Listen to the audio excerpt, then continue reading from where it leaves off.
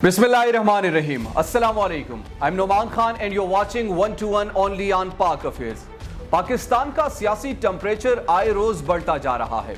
जहां एक तरफ इमरान खान को घेरने की भरपूर तरीके से कोशिशें की जा रही हैं, वहां दूसरी तरफ इमरान खान को बेतहाशा मुकदमात का भी सामना है। एक तरफ दहशतगर्दी का इल्जाम, दूसरी तरफ गद्दारी के फतवे भी इमरान खान को थमाए जा रहे हैं और तीसरी तरफ तौहीन अदालत केसेस का भी उनको सामना है। क्या इमरान खान इन तमाम चीजों से बच निकलेंगे? ये बड़ा अहम सवाल है। दूसरी तरफ पाकिस्तान तहरीक इंसाफ जो एक बयानिए को कल से इंतहाई जोर दे रही है और वो बयानिया है इमरान खान यानी -1 नामंजूर, यानी इमरान खान किसी भी तौर पर उनको माइनस करना पाकिस्तान तहरीक इंसाफ से वो उनके लिए नाकाबिले कबूल है। क्या इमरान खान के खिलाफ कोई ऐसा फैसला हो चुका है?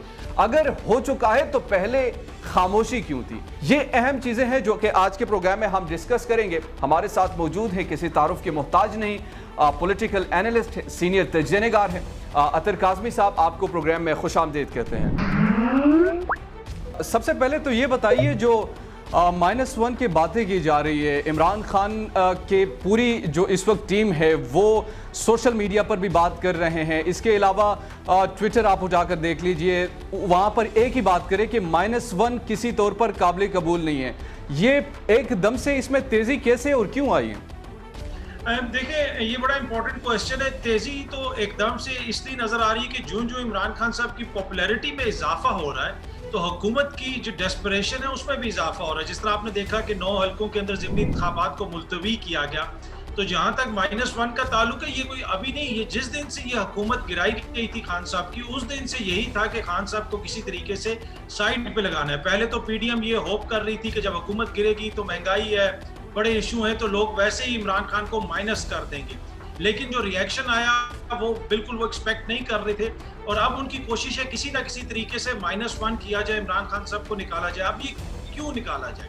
देखें, कोई भी जब होता है, कोई आप गेम खेलते हैं, कुछ खेलते हैं, आपकी एक स्ट्रेटजी होती है और आप पे एक ट्रम्प कार्ड होता है, आपकी उम्मीद होती है। एक जमाना था जिस वक्त पाकिस्तान की क्रिकेट टीम थी तो पूरी कौम की उम्मीद ये होती थी कि या अल्लाह सुबह बारिश हो जाए, अगली टीम जो है वो मैच ही ना हो। तो इनकी भी इस वक्त यही सूरत हाल है कि जनाब कि किसी तरह इमरान खान नाअहल हो जाए, और ये सियासत में तो उसका मुकाबला नहीं कर सकते, वोटों में उसका मुकाबला नहीं कर सकते, तो ये इनकी टोटल स्ट्रेटजी है, सियासी स्ट्रेटजी। और इस चीज़ का खान साहब को भी इदराक है और उनकी टीम को भी इदराक है और इसी वजह से फिर वो सोशल मीडिया पे भी और मीडिया पे भी बात करते हैं। अच्छा, अगर फॉर एग्जाम्पल हम सोच -1 किसी भी तरीके से वो कामयाब हो जाता है, आप उसका रिएक्शन क्या देख रहे हैं इस वक्त पाकिस्तान तहरीक इंसाफ का मोमेंटम देखते हुए, इमरान खान की स्ट्रेटजीज को देखते हुए? अगर किसी भी तरीके से उनको नाअहल किया जाता है या टेक्निकली नॉकआउट किया जाता है तो फिर रिएक्शन आप किस किस्म का एक्सपेक्ट कर रहे हैं? देखिए, बहुत सारे लोग ये तबसरा करते हैं कि मुख्तलिफ तलवारें हैं जो इस वक्त खान साहब के सर के ऊपर लटक रही हैं। तोशा खाना का केस है, तौहीन अदालत का केस है या कोई और केस है, पर मैं ज़ाती तौर पे समझता हूँ कि इमरान खान खुद इस वक्त एक तलवार है जो बहुत सारे सरों के ऊपर लटक रहा है। आप उसको कर देना है, वो फिर भी 2/3 अक्सरियत लेके आ जाएंगे।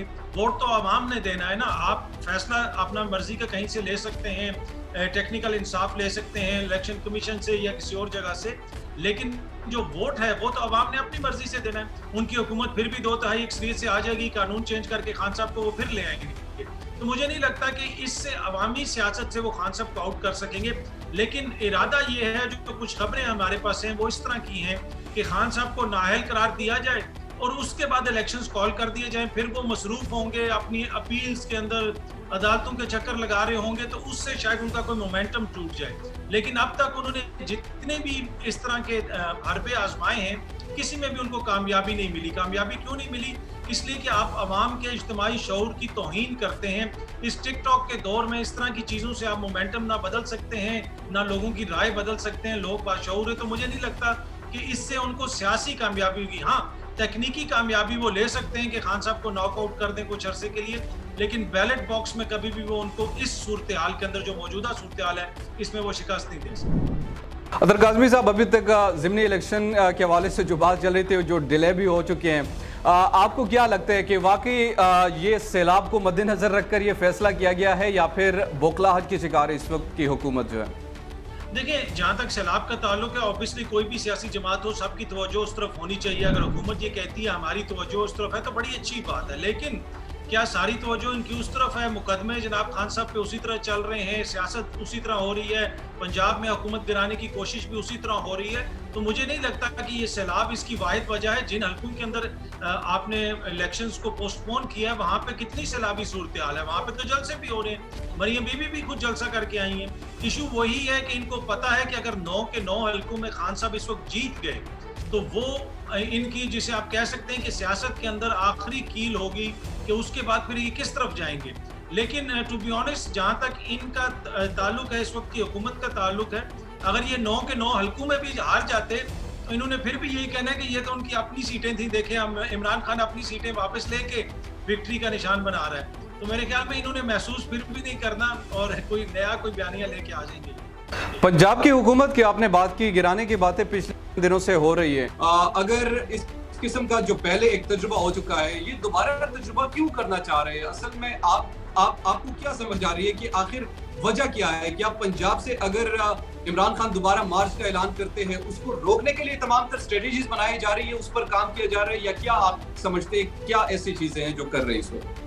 अच्छा, इसमें कुछ चीज़ें बड़ी इंपॉर्टेंट है। एक तो पहली चीज़, जिस तरह अभी मैंने पिछले जवाब में भी आंसर किया, कि ये लोग महसूस नहीं करते, हारें जो मर्जी हो महसूस नहीं करते और फौरन मोतबर बन के नया और उसी तरह जो है वो अपना बयानिया नया सामने लेके आ जाते हैं। तो जो इनके साथ पंजाब में हुआ, जो पंजाब की अवाम ने किया, उसके बाद तो इनको इस किस्म की कोई हरकत नहीं करनी चाहिए थी।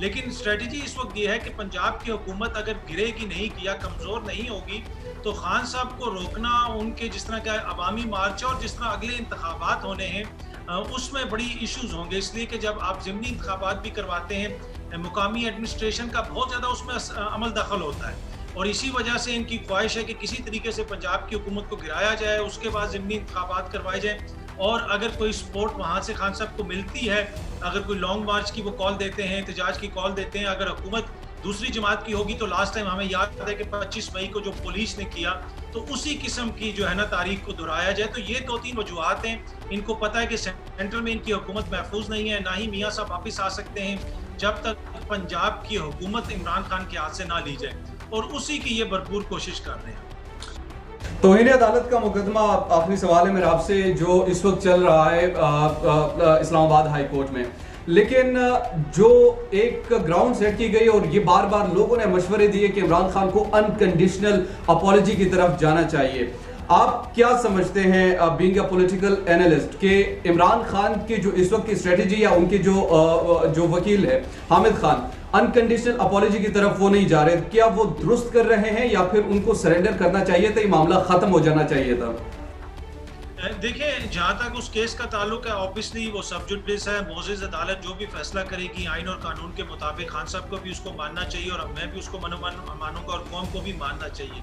इसलिए कि अदालतों से जो फैसले आते हैं उससे आप इख्तलाफ कर सकते हैं, लेकिन अगर कोई फैसला आता भी है तो उसको फिर आप सुप्रीम कोर्ट वगैरह में चैलेंज भी कर सकते हैं। तो वो तो एक उसकी कानूनी साइड है, वो कानूनी अमल जो है वो जारी रहना चाहिए और मोअज़्ज़ज़ अदलिया उसको जारी रखेंगे। जहाँ तक मेरी राय इसमें ये है कि मुझे तो ये तौहीन अदालत लगती नहीं है उसमें, इसलिए कि एक इंतहाई संजीदा केस था, संगीन इंसानी हकूक की खिलाफ वर्जी हुई, उसके ऊपर एक रद्द-ए-अमल आया।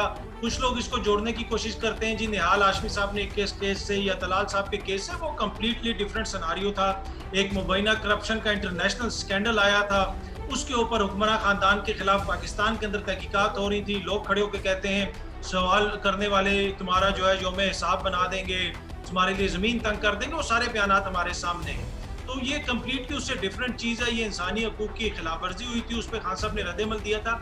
जहाँ तक गैर मशरूत माफ़ी का ताल्लुक है, मेरी पहले दिन से ये राय है कि अल्फाज के चुनाव में थोड़ा सा ऊपर नीचे हो सकता है, लेकिन इसमें गैर मशरूत माफ़ी नहीं मांगनी चाहिए। इसलिए कि गैर मशरूत माफ़ी मांगने का मतलब है कि आप ये कह रहे हैं कि मैंने जुर्म किया है, आप तस्लीम कर रहे हैं कि जनाब मैंने जुर्म कर लिया, फिर तो बिल्कुल आप उनके रहमो करम पे, तो अगर कोई समझता है कि ये तौहीन अदालत हुई है तो फिर उसको साबित करना पड़ेगा कि ये तौहीन अदालत किस तरह हुई है, तो मुकदमा चले। तो मुझे तो यही लगता है कि खान साहब का जो जवाब है वो बिल्कुल मुनासिब जवाब दिया। इमरान खान के लिए आने वाले दिनों में कुछ नरम गोशा महसूस कर रहे हैं या फिर उनके खिलाफ मजीद गहरा तंग होगा? नहीं, देखिए, अब जो है ना गोशा नरम है या सख्त है वो अवाम का मैटर करता है। इस टिकटॉक के दौर में 2 चैनल, 4 एंकर्स, 5 सहाफ़ियों के साथ आप बयानियाँ नहीं बना सकते। आप 150 सहाफ़ी भी कर लें।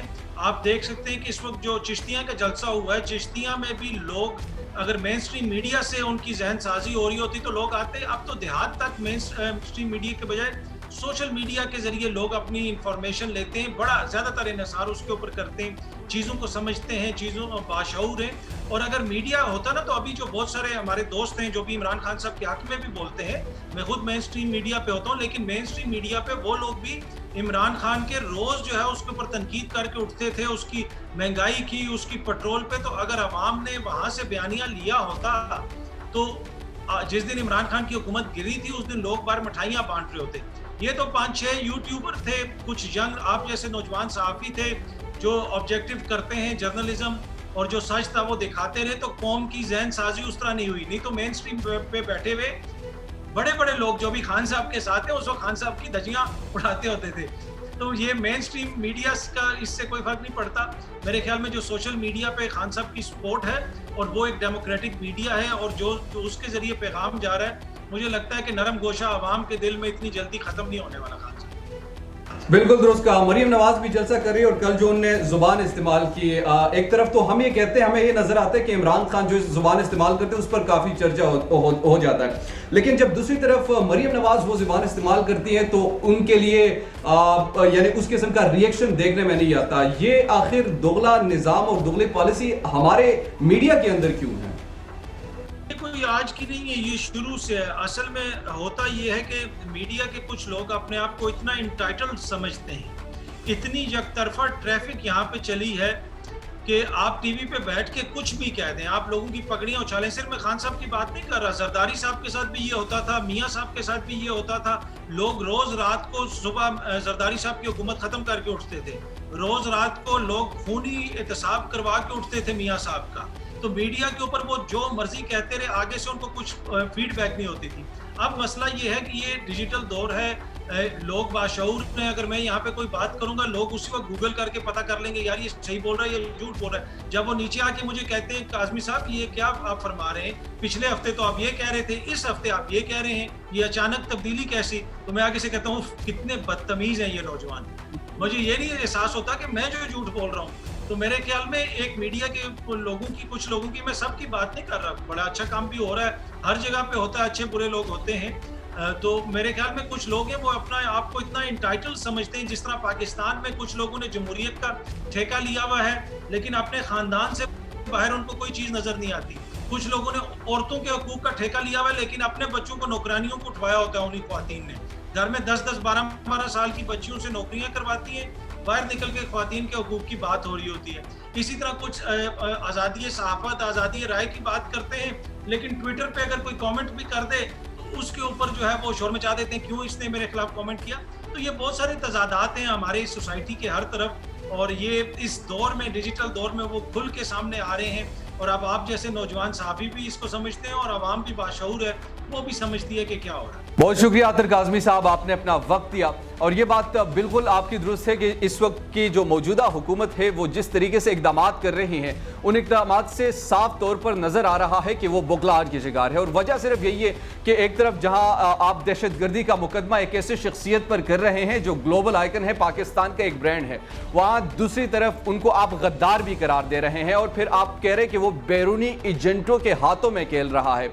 यानी वो शख्सियत की जिसने हमेशा पाकिस्तान को अपनी प्रायोरिटी पर रखा, जिसने हमेशा पाकिस्तान को सर्व किया, चाहे वो खेल के मैदान में हो, चाहे वो सोशल एक्टिविटीज़ के मैदान में हो, चाहे बतौर कैंसर का हॉस्पिटल बनाना हो, तमाम चीज़ें। फिर जहां पाकिस्तान को उनकी मदद की ज़रूरत पड़ी, उन्होंने हमेशा पाकिस्तान को सर्व किया हो। एक ऐसी शख्सियत को बैरूनी एजेंट करार देना, एक ऐसी शख्सियत को उनको गद्दार करार देना, मेरे ख्याल में ये पाकिस्तान के साथ और पाकिस्तान में बसने वाले तमाम उन मुहिब्बे वतन लोगों के साथ नाइंसाफ़ी होगी, जिसकी वजह से आज आप इमरान खान को गद्दार करार देते हैं। मेरी नज़र में हुकूमत को चाहिए कि संजीदगी के साथ इन तमाम तर मामलात को देखें, संजीदगी के साथ इन तमाम इस वक्त पब्लिक ओपिनियन को आपने लाजमी देखना है। अगर आप ये इग्नोर करते जाएंगे और ये कहेंगे कि पाकिस्तानी अवाम है सब चीज़ें भूल जाएंगे, तो मेरे ख्याल में अब वो ज़माना नहीं है। 21वीं सदी का ज़माना है, सोशल मीडिया का ज़माना है। ये बात आप लोगों को समझ नहीं आ रही, लेकिन ये आपको समझनी चाहिए कि जिस तरीके से